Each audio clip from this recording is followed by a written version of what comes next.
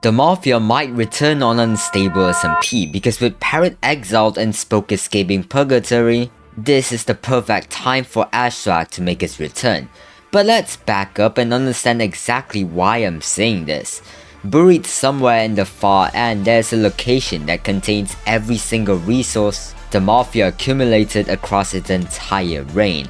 It contains stasis chambers for every former member, hundreds of thousands of players, still active, still wired, still capable of killing every single person who ever wore the eye trim the moment someone touches what's inside the Mafia tomb, and it's guarded by a single player, Marlow, described as the #1 cheater on the entire server. The Mafia technically never ended. The infrastructure that made it the most powerful faction in server history is still sitting in the far end, fully intact and waiting. Keep this tomb in mind because it's the foundation for everything that happens next. Now here's the critical detail that most people miss about the tomb itself. When Spoke destroyed the stasis chambers, he dismantled the active system housed in the man-made mountain that the Mafia used to control its membership during their reign. Those chambers are gone, but the tomb is completely different. The tomb in the far end is a post-dissolution archive, a separate location created specifically to house all former member polls and all accumulated resources after the Mafia fell. It wasn't the system Spoke dismantled, it was built after the Mafia's official defeat, which means it has never been attacked, never been discovered by any protagonist other than Parrot, and remains fully functional. The failsafe built into it is the detail that matters most. If anything is stolen from the tomb, all former Mafia members' stasis chambers active simultaneously, and every person who ever wore the trim dies instantly in the void. So what has Ashswag actually been doing since the Mafia fell? He went quiet, which is not the same as going away. His base at Point Nemo has multiple layers of hidden rooms, a dragon egg, a void room full of unrenewable items, and a stash of resources that proves he never stopped accumulating. He just stopped being visible about it. The Dragon Egg trade to Redunes for 100 mending books is the most significant documented post-Mafia activity, because that single transaction gave him access to Redunes, the richest player on the server, as a business connection providing cover, resources, and a relationship with the one economic power that most factions need to stay operational. When Spoke raided Ashswag's base and found the Void Room, Ash caught him.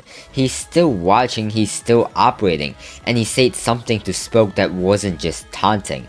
It was a prediction. He told Spoke that he'd turn out just like him and make a Mafia of his own, which is a prediction that's coming true right now. But before we continue, I want to ask you to subscribe, because otherwise my rant will be due. Here's why now is the exact moment for the Mafia to return. The Mafia's original rise happened during a period of server instability, where resources were scarce, factions were fighting each other, and a large population of new players had no protection and no organizational structure. The Civil War produced every single one of those conditions simultaneously, and at a scale the original Mafia never benefited from. Parrot's kingdom is broken. Syndicrats won, but both armies got depleted. The law is permanently dismantled. The server's most powerful players, including wemmbu and flamefrags, are isolated and factionless. And the Mafia's primary recruitment pool, new players with no resources, no protection, and no knowledge of the server's power dynamics, has exploded in size because Parrot opened spawn before losing the war. Thousands of new players flooded the server, specifically because Parrot created a safe environment, and Separata won the Civil War, meaning that safe environment no longer exists. These are exactly the players the Mafia built its power on the first time, players who didn't know about the server to question what they were joining.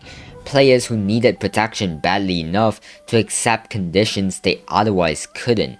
that demographic just tripled in size. Now we need to talk about who actually brings the mafia back, because this is where it gets complicated. There are 3 realistic scenarios and they are all disturbing in different ways. The first and most likely scenario is Ashra teaming with Clownpius. Clownpius wore the netherite trim, a special rank chosen personally by Ashswag, the highest collaborated designation the Mafia has ever given to an independent operator. His nether civilization is already a continuation of Mafia principles: complete control, resource monopoly, and lethal consequences for unauthorized access. He sold materials to both sides in the civil war simultaneously.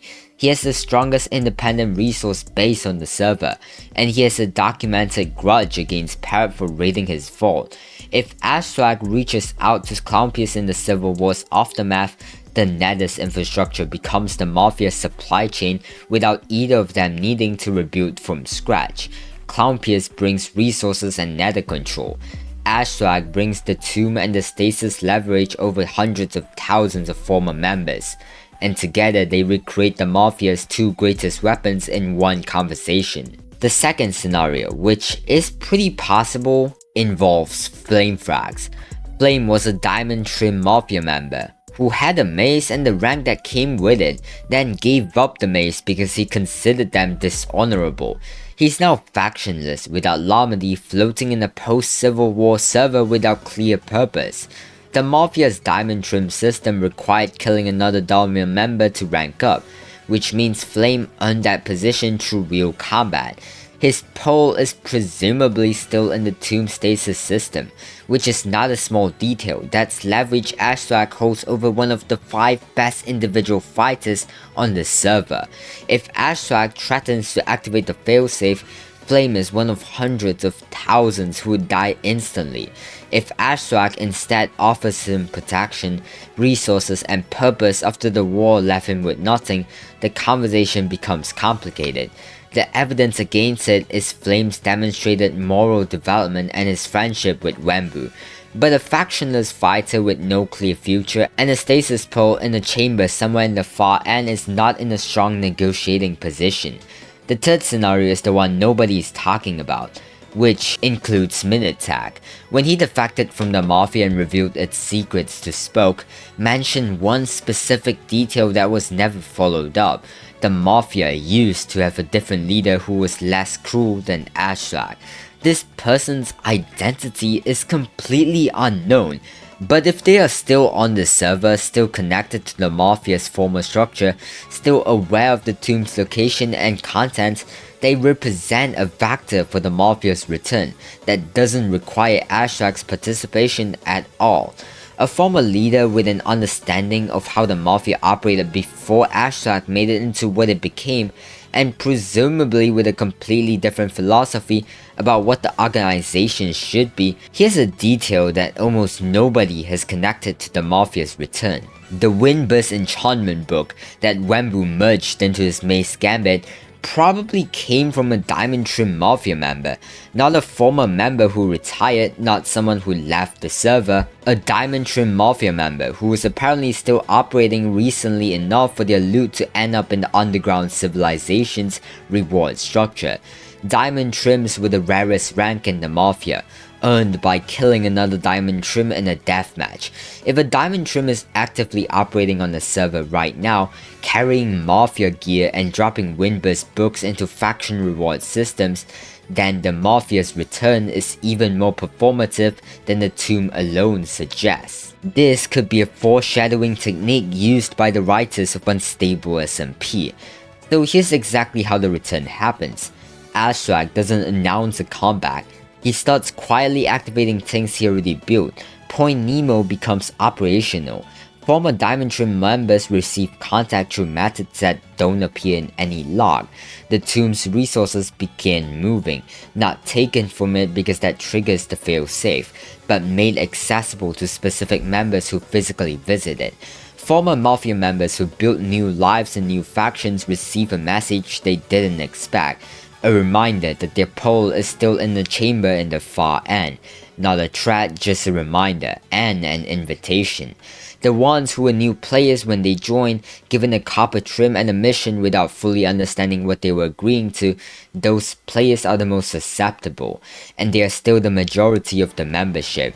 Then Ashswag rebuilds the trim system quietly, acquires resources through Redunes and Clownpiers, and waits. He doesn't try to control the whole server at once this time.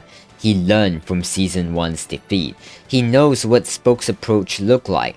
He starts smaller, stays invisible, and waits for another major confrontation between whatever remains of Parrot's faction and Cinecrest's new regime. When both sides are at their lowest point, Ashswag finally steps out of Point Nemo, fully visible, armorless, exactly as he was, and says the words that were always coming.